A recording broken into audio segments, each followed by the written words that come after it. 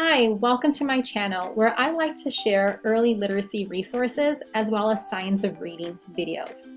Today I wanted to share with you a technique that supports students who struggle to blend words together.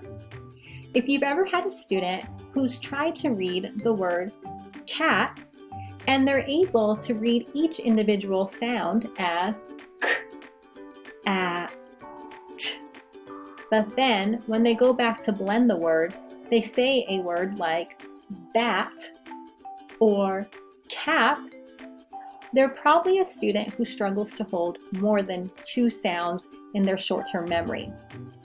Some students are able to identify those individual sounds, but then those sounds are not being retained in their head.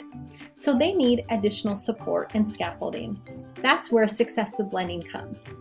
Successive blending is an instructional technique that supports students in identifying two individual sounds, holding them together as one sound, and then adding that final sound to blend the word together. So I'm going to go ahead and show you an example of how I would do this with a student. Sound k, sound a, hold cat, can, sound k, sound a, hold cap, cap. And there you have it. Successive blending is just teaching those students to hold those first two sounds together as one sound to combine the last sound.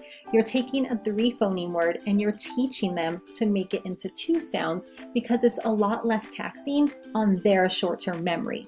Now remember, this is an additional scaffold. You don't have to do this with all your students, but it's just for those students who are identifying the individual sounds correctly, but then not being able to blend them in the correct order. So what I did was I went ahead and showed you this as an example with a digital blending board that I created. And if you're interested in that blending board, I'll go ahead and link it below in the description. But you can also do this with hard copies. If you had letter sound cards and you wanted to have them on the table and have the student manipulate, you can do that too. I've done a combination of both using hard copies and digital copies.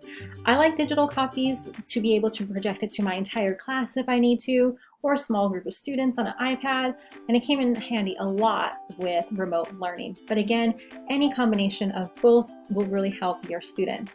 So that's successive blending. Let me know in the comments if you've ever had any experience with this on your own. If you have any questions, I'd love to have conversations with you about your experiences with this. And that being said, I just hope you have a great day and happy teaching.